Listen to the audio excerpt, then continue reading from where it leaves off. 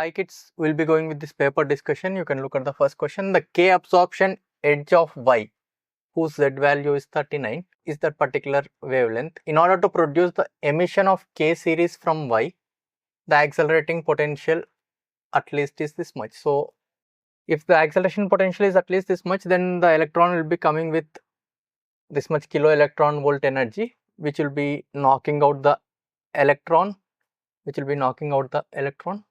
and which is going to create the vacancy.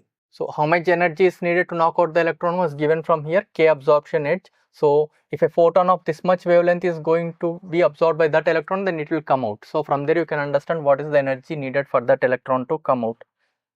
Energy needed for the electron to come out was already given.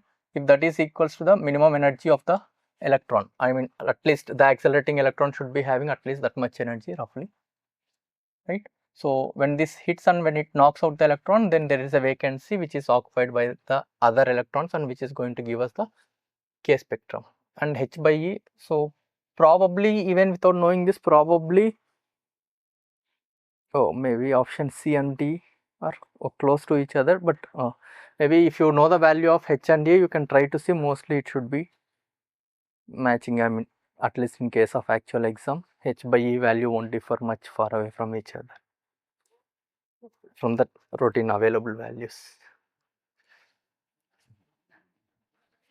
There is a uniform but variable magnetic field, time varying magnetic field is in this direction, magnetic field is increasing. So induced electric field will be concentric circles this way. Then when they are asking integration from P to Q, so P to Q it is going to be positive value. So answer should be positive value. And you want to find across this, then you will be constructing a symmetrical figure. Symmetry construction is always needed for us. So you can argue integral E bar dot dl bar for this part is same. So for the total it is going to be, as it is closed path, so rate of change of flux, that is dB by dt times of this area. But each contribution will be only 1/8. So integral E bar dot dl bar in this one is going to be 1/8 of rate of change of flux. Small metallic spheres A and B of radius r are kept fixed at a distance capital R apart. Capital R is much greater than small r, which should be given to solve the question easily. Firstly, the switch S1 is briefly closed, then opened. After that, switch S2 is briefly closed and opened. Initially, both the spheres have charge Q. Then, what are the final charges? So, this was the scenario. Initially, both the charges were Q. When you close it, its charge is going to change. Let me call it as X. So, this potential is going to be 0. Potential because of this charge is going to be Kx by R. Anywhere it should be same. So, at the center, it is easy to calculate. Similarly, due to this, as it is very far away, we can assume it is going to be like a point charge and at a distance capital R. So, potential due to this here is going to be Kq by R. But the summation should be 0 as this is grounded. From there, you will be getting what is this charge. Now, this charge will remain same. You are opening this, so this charge will remain same. Then you are closing this, so this charge is going to change.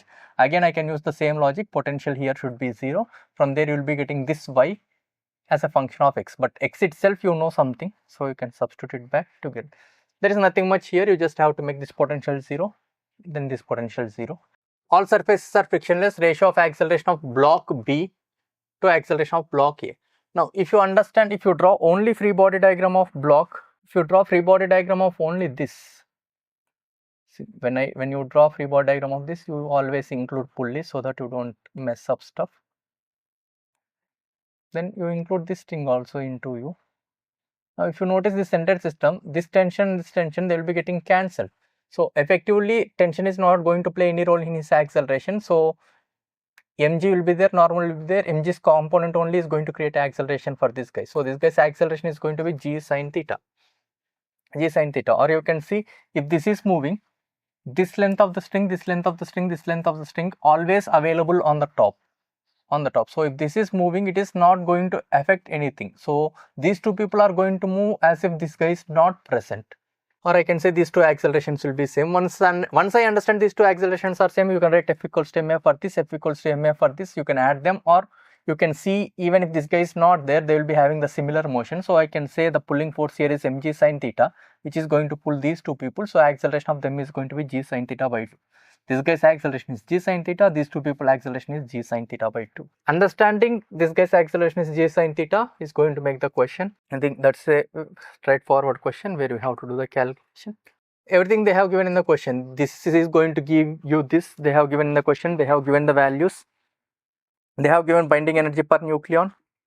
So when you multiply with the number of nucleons, for this it is 4 into 4, 16. 16 times of 7.07 is going to give you this much. Again, 16 times of 7.89 is going to give you this much. So how am I going to see this? I am going to see, like, if I give this much of amount of energy, I can break this into pieces. Then when those pieces combine, it is going to give me this much energy. So whatever I am giving, I am writing it as negative. Whatever I am getting, I am writing it as positive. So effectively, how much energy I am getting? This much.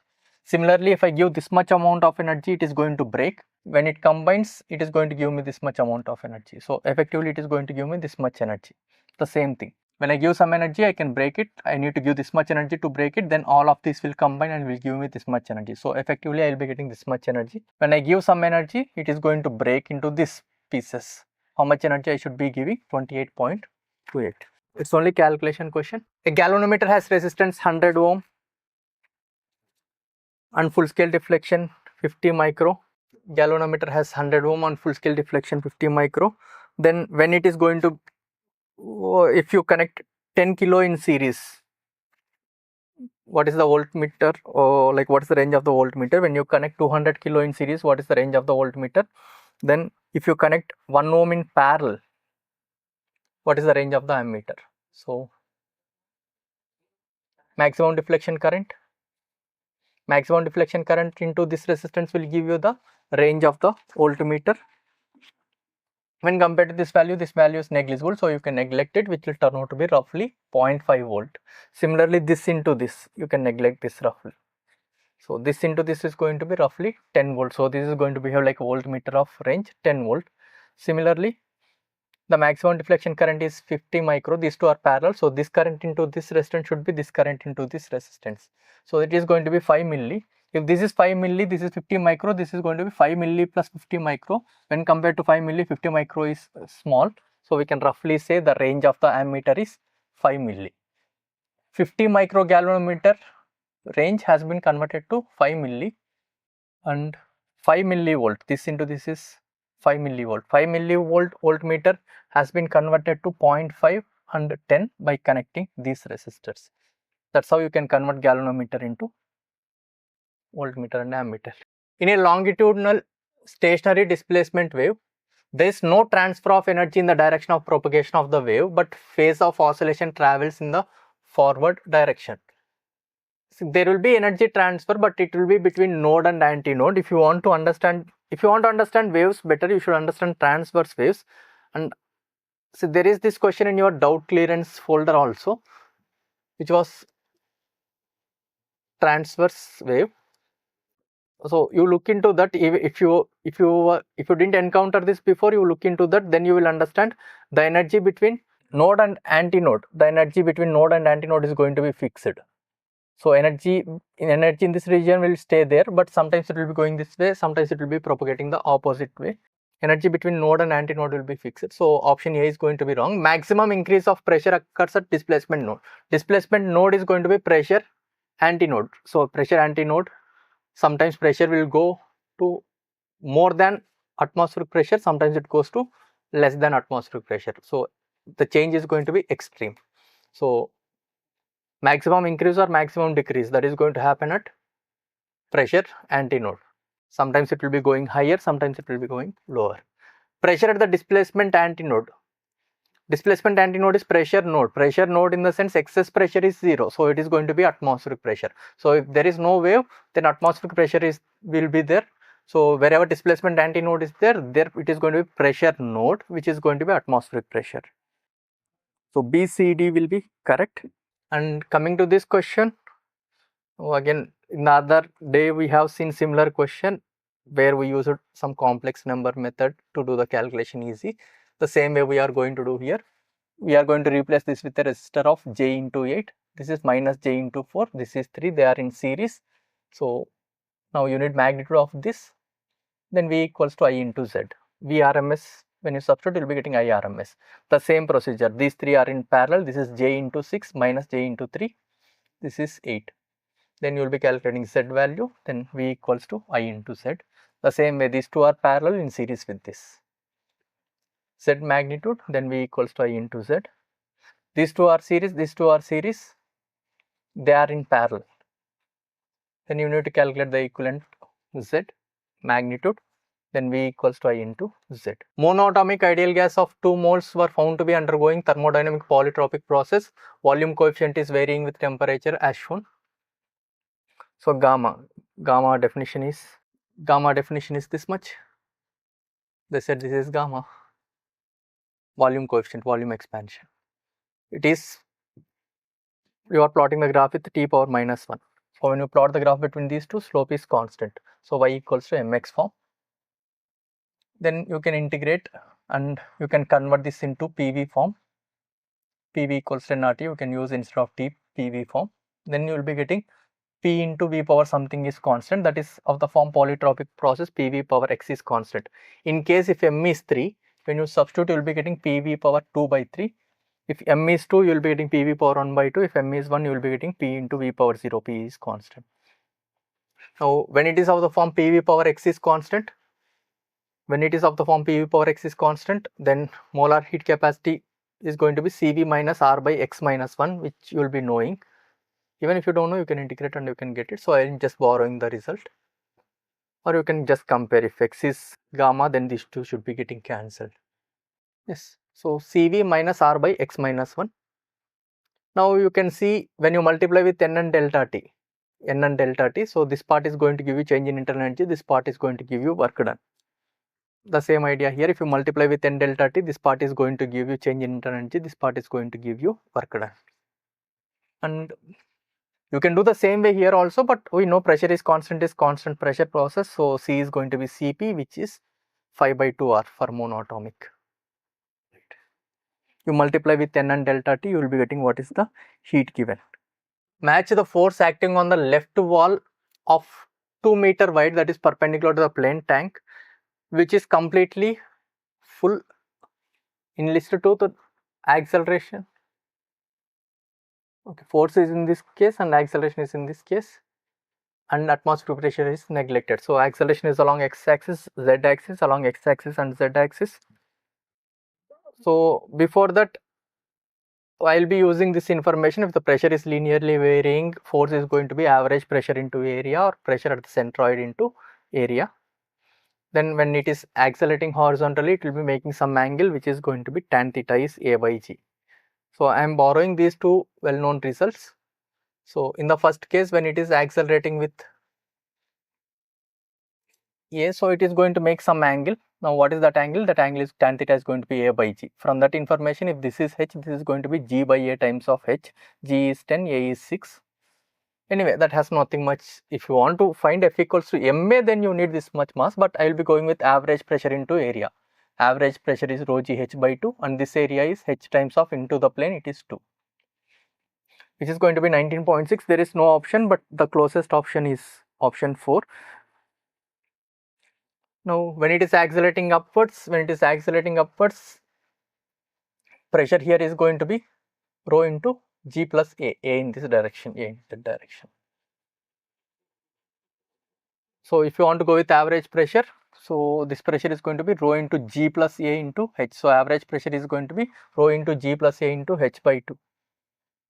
Into this area is H into 2. So I think in the first case it was not H into 2, it was, yeah, H into 2, H was 1.4. In the second case, H was 2.4. When you substitute the values, you will be getting Q is 2. Then in the third case, understand,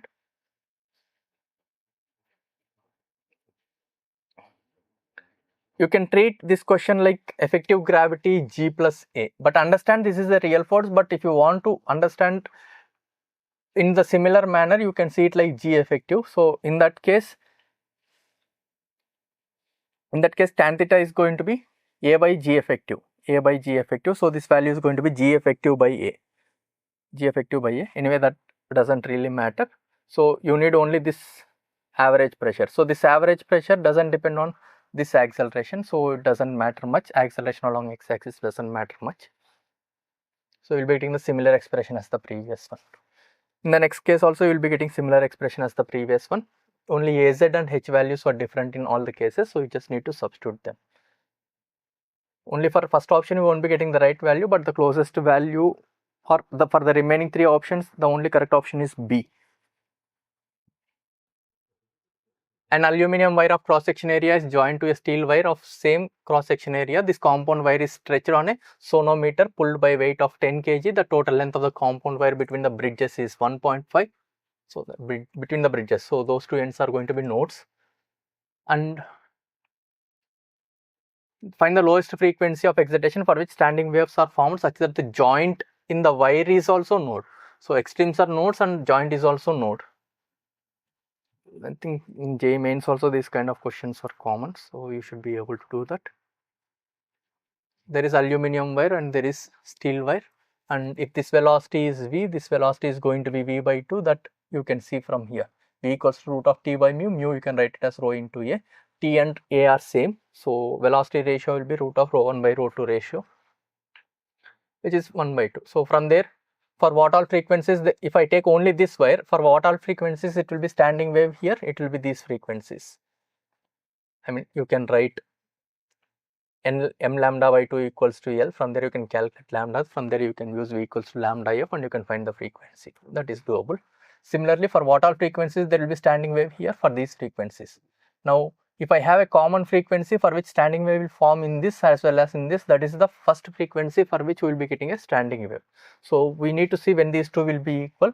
These two will be equal for the first time when m is 1 or n is 3. If I substitute m equals to 1 here or n equals to 3, I should be getting the least frequency for which there will be standing wave. I am substituting m is 1 here, and you need to substitute the values, right? In figure, the velocity of point A. See, understand here velocity constraint won't be same as acceleration constraint because velocities have values. When velocity is 0 only, velocity constraint is going to look almost similar to acceleration constraint. They have given this velocity and acceleration. They asked what is the acceleration of point B. The easy way of doing it without using much brain is, you can see a right angle triangle, x square plus y square is L square.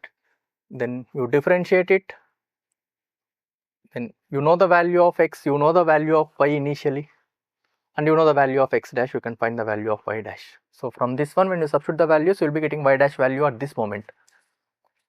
That which I have represented here, 20 by 3. Similarly, if you differentiate it again, from here you will be getting 2 terms, from here you will be getting 2 terms. Now x dash was given, x double dash is also given, x is known, so you know these things, and y dash we just found, you can substitute it, y value we know, so from there you can calculate y double dash, right? If someone is writing like this cos theta equals to this sin theta, understand theta will be changing, theta is not going to be constant. Probably I will try to attach one more question here.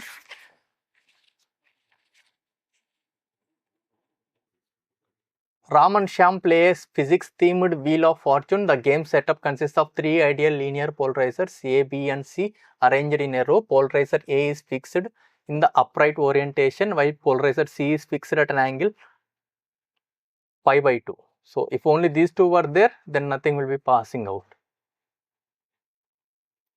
Polarizer B is free to rotate. Unpolarizer light of intensity I0 enters the polarizer and passes through all these polarizers and coming out as I. To play the game, each player spins the polarizer B. Once it stops spinning, then they will be calculating the alpha value, which is intensity coming out by the intensity sent. Ram plays first and get this much score, then what is the probability Shyam can get higher score? So it is coming with intensity I0, unpolarized, it will become polarized and it will become I0 by 2, then it is going to become I0 by 2 cos square phi by 2, then this much times of sin square phi by 2. This value you can write it as this way. That's a regular mains question, and they were saying this value is alpha times of I0 in the question. From there you should understand See, we'll be interested in only 0 to 45 degrees because the same pattern will repeat in all the quadrants. You should be able to see here till 2 phi is 90 degrees. Whatever happens, the similar thing is going to happen later also. So I am interested in only phi is varying from 0 to 45 degrees. So when phi is 15 degrees, between this domain, when it is 15 degrees, this situation is going to happen. So if it is less than 15, then the outcome intensity will be less than this. If the angle is more than 15, then the outcome will be more. So out of this domain, if it is between 0 to 15, the value will be less. If it is between 15 to 45, it will be more. So this angle is 30 degrees. Out of possible options 45 degrees, whatever is this possibility, that is going to give me more intensity domain by the total domain available. That's the probability. Anyway, you should be expecting it to be less than 1. Even if you are guessing, you shouldn't guess more than 1.